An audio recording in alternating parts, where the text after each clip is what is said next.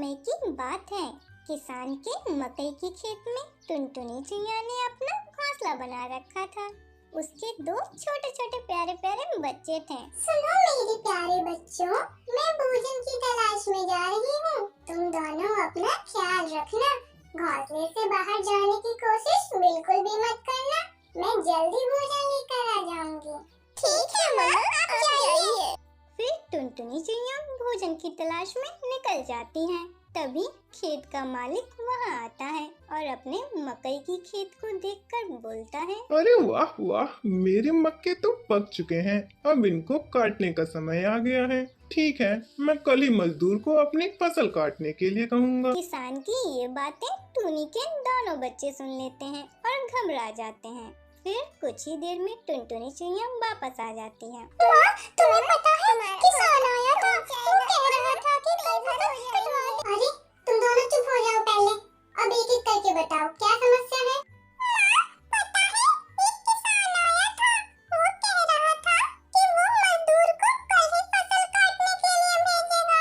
अब क्या करें माँ? अब कल किसान सारी फसल कटवा देगा और हम बेघर हो जाएंगे। टुनटुनी चिड़िया बड़ी ही आराम से अपने बच्चों से बोलती हैं, अरे घबराओ मत मेरे बच्चों, कल कुछ भी नहीं होगा।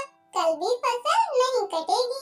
अगली सुबह जब किसान खेत पर आता है तो फसलों को ना कटा देखकर बहुत गुस्सा होता है। इन मजदूरों से तो एक भी काम ढंग से नहीं होता। मैं कल ही जाकर अपने रिश्तेदारों से कहकर फसल को कटवा दूंगा। इतना कहकर किसान अपने घर पे चला जाता है। जैसे ही टुनटुनी चिड़िया वापस अपने घोंसले में आती है तभी उसका एक बच्चा बोलता है, मामा, आज किसान फिर आया था। वह बोल रहा था कि कल अपने रिश्तेदारों से बोलकर वो अपनी फसल कटवा लेगा। अरे मेरे प्यारे बच्चों, तुम बिल्कुल भी चिंता मत करो, कल भी ये फसल नहीं कटेगी। दिन किसान फिर से आता है और फसलों को कटा ना देखकर बहुत गुस्सा हो जाता है। अरे ये फसल अभी तक नहीं कटी। रिश्तेदार तो सिर्फ नाम के ही रिश्तेदार होते हैं, सब झूठ हैं। मैं बेकार ही दूसरों पर भरोसा करता हूँ। अब मैं खुद ही अपनी फसल काटूंगा, वरना ये सारी फसल बेकार हो जाएगी। इतना कहकर वो किसान वहाँ से जाने लगता है। तभी उसकी नजर टुनटुनी चिड़िया और उसके छोटे बच्चों पर पड़ती है। लो, अब इन पक्षियों ने भी मेरे खेत में अपना डेरा बना लिया है। ये तो मेरी फसल बर्बाद ही कर देंगे।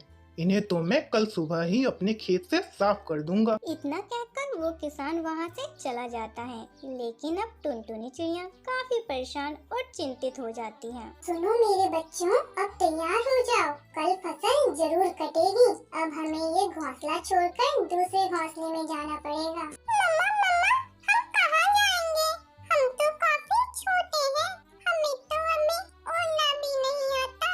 घबराओ मत बच्चों, मैं जल्दी कोई उपाय सोच लूंगी। अगले दिन किसान फिर से आता है और आते ही फसल को काटने लगता है। कुछ ही घंटों में वो खेत की आधी फसल काट देता है। चलो, आज तो आधी फसल काट दी, बाकी की फसल कल काट दूंगा।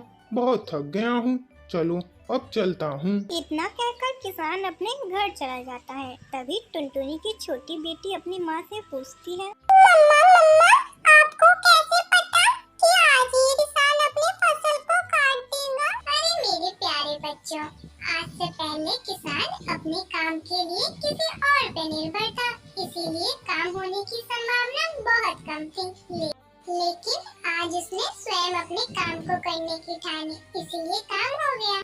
अगली सुबह जैसे ही किसान फसल काटने आता है तभी टुनटुनी अपने बच्चों को लेकर घोंसले में से उड़ जाती है।